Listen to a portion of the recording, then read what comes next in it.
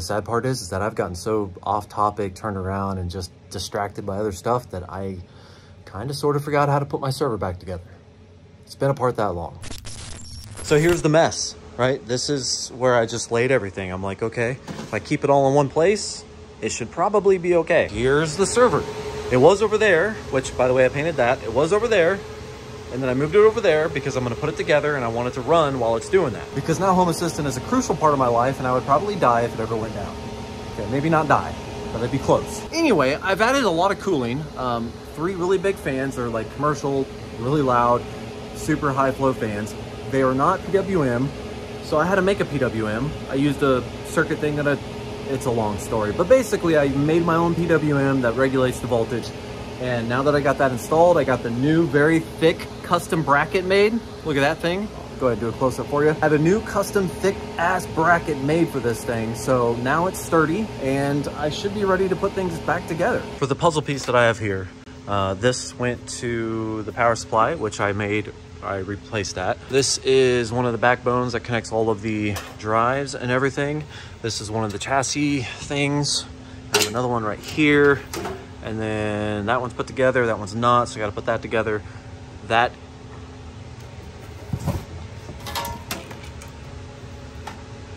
goes in there too. You know, I got a little bit of figuring out to do. What the fuck is that? Step one is I took the backbone off, right? So since I left one of them together, at least I know that I should put this one together. Actually, step one is cleaning because it's dusty. Okay, I'm pretty sure, just because the connector's on the bottom and then there's holes at the top, I would assume for ventilation, I'm pretty sure this is how it sits, as far as this being up and this being down. Can't guarantee that, but I got it clean, put together. Thankfully I kept the screws and everything, so it was really simple. Put all that back together. Now, I got this hood, which, based off of this being in the front, that tells me that this goes over all of this somehow. I don't remember in what sequence it goes in, but I'm gonna figure this out. This is freaking ridiculous. I basically completely forgot what this server looked like. I'm blanking out right now. Let me show you. Look at this. So if that's up, this thing has this thing, which pokes out the front, which I'm pretty sure holds this, right? Because I still have these stuck on. I don't even remember what side the power button was on, but I feel like it's on the left. So this makes the most sense. But that would mean that this slides in, because I tried it the other way and it didn't slide in. So that would mean this slides in and then it hangs down. And I'm sitting there looking at it, I'm like, is that right? Because I thought, in my head, this took up the whole front, and then this hanging down past the bottom doesn't make sense. But I guess that's the way it is. I'm so dumb. All right, the only thing I can really do, I guess, is just go put this on there and then try it out, because I'm not doing it right. Let's try this. So,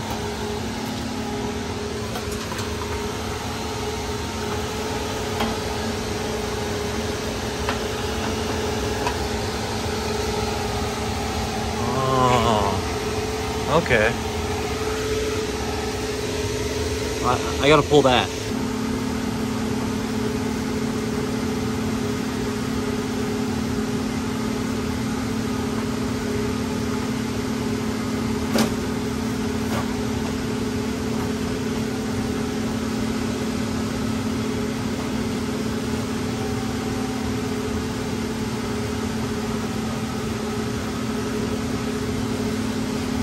That doesn't look right. Definitely doesn't fit like that, which wouldn't even make sense anyway, so it has to be the other way. Huh.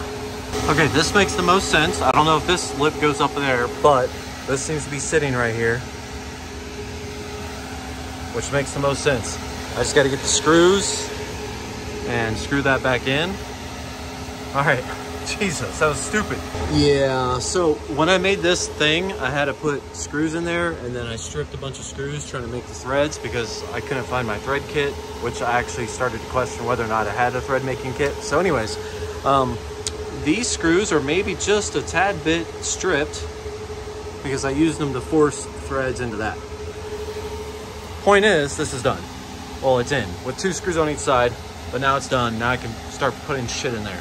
Between where I am right now and where I was like 10, 15 minutes ago, I feel way like 1,000% better. Like, I remember.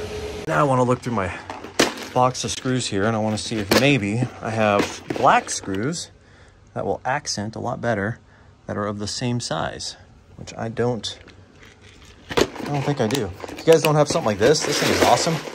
Not that mine is completely full or anything, but it is great to kind of keep. Ooh, those might work. Devil's in the details. Look at that. Black accent screws versus stripped out steel looking ones. I like the black better. Good to go. All right, even though they fit, kind of, they threaded in, they don't actually fit. Look at that. Completely different screws. Thankfully, now that that's in there, that slides in, makes perfect sense. Starting to actually come together now. So far, I think I'm good. But what I do have to do is figure this out, because this goes on the front somewhere, somehow, and that mounts something. So I'm gonna stick that right there, and then I think I have the other pieces upstairs in the garage because I had to touch them up with gold because I didn't paint them right the first time. And out here amongst the mess that still exists from all my painting, because I'm disgusting, is this. There we go. Perfect. So when I first went through and painted these, and I was painting everything, I assumed that this like piece right here, I assumed that wasn't visible, so I didn't actually paint it all the way. But looking at this and how it's supposed to go on it and how it's supposed to align, that doesn't make sense. So we're gonna discover how this goes back together. Like I said, I don't know if this goes on this side or on that side, but from what I can tell, which is, I mean, this is the easy part. This looks like it goes in here, and then I guess it sits on this like this, right? Which I just don't remember the sides being exposed like that, but I guess they were. Definitely got that wrong. I would go back and fix it, but I'm not, because I won't. So I figured out this little metal piece goes right here, but that also made me think, why doesn't this have that? So now I gotta go look for an extra piece. I don't know if it had one, but one side has it. But I just don't see anything here. It's even remotely like that. So maybe I didn't have it. I don't know. But I do know I need another piece, which is the USB thing over there. This is USB 2.0. Even though I don't really use the front USB, I don't want it to not have it. And I'm getting excited now, look at that. All right, I feel like there's a plate missing, but I can't find it, so I'm just gonna roll with it. This side has a plate, but it's crooked. At least, no, it's not crooked. Anyways, so it's coming together. This is all screwed, this is good. I had to run these things, but I wanna take a photo with the top on, which goes the other way, like that. Look at that. Not bad. Gotta go get the other piece. Not bad though. Boom. Oh man. I am kind of digging the gold and black now. Like, I'm just saying I like it. That's all. Check this out.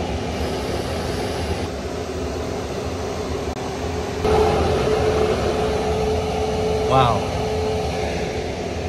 All right, so in the time of holding that in, stopping the camera, switching it, and trying to blow it into the thing, I just got lightheaded as hell. Anyway, now I have all these drive cages, which I did pull out, but they are definitely still dirty. Yeah, so I gotta clean them, and I gotta figure out how to like brush them out easily, like the quickest, or just blow them, but I also wanna wipe them down with alcohol and stuff, so that's fun. I don't know what this is supposed to clean, but it should clean this pretty easily. There we go.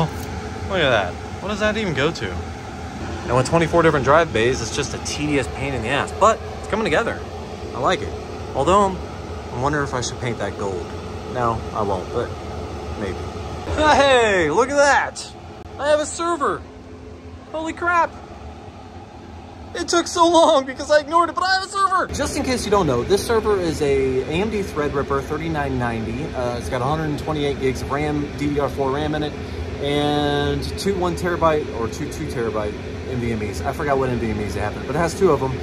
Then an SSD, another SSD, and I will be putting some hard drives in it. So once I get those, I'm actually going to be using this because it's a Proxmox server right now running Home Assistant. I'm actually going to be using this to also run my Blue Iris server because it's been crippled recently. It needs a lot of work, and I knew that I was going to replace it, so I haven't really put that much effort into making sure it's fixed.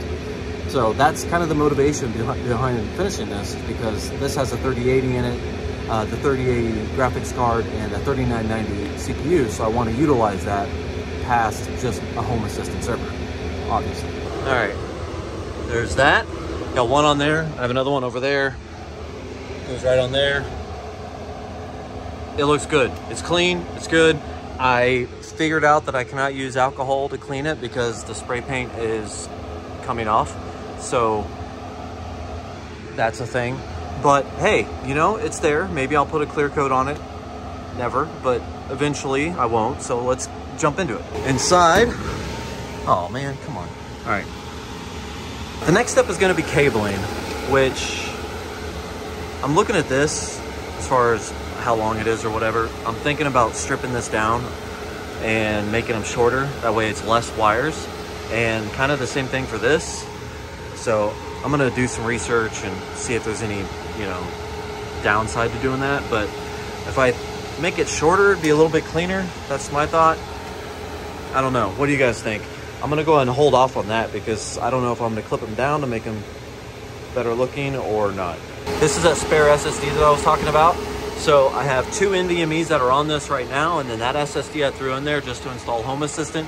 I think now that I got everything running, I'm going to go ahead and put Home Assistant on one of those NVMEs along with using an NVMe for Blue Iris. And I'm also going to be, well, I'm going to have Unraid on here as like a dev platform, but I'm not going to be like using an NVMe obviously. So yeah, I think right now what I need to do is get all this reset and then go into the BIOS and adjust the crazy fan speed loudness, because if I can turn it down, that would be great. Unfortunately, because this is just a consumer board that I'm repurposing as a server, I do have to plug in here. I do have to plug in a monitor. Here's my fan curve. 50 or below, it's at 20%, which is the minimum that I can do in the BIOS. 60 gets about 37%, and then from 60 to 70, it goes all the way to 100. Look at that.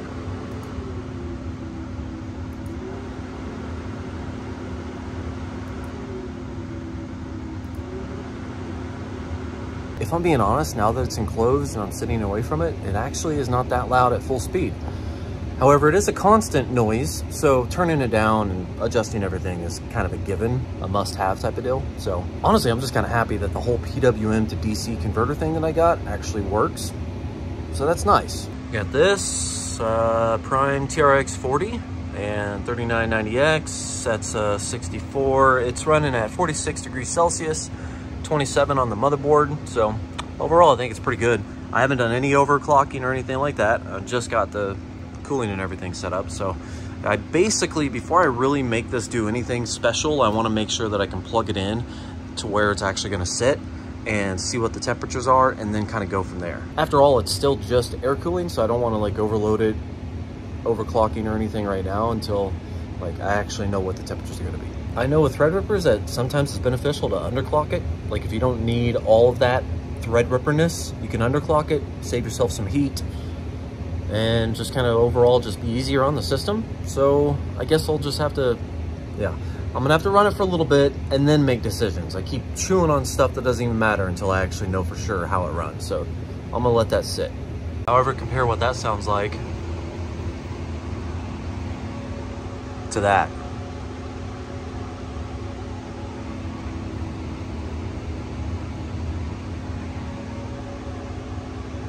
Okay, now that that is done, let me show you where I'm gonna put this. So once I get everything set up, I'm gonna have to swap out and make space because I don't have the room, but let me show you. This is my old Rosewell case that has hard drives in it and everything. And this is, I forgot what I'm running in this, to be honest, but it's not running very well. And I think it's primarily has to do with the drives.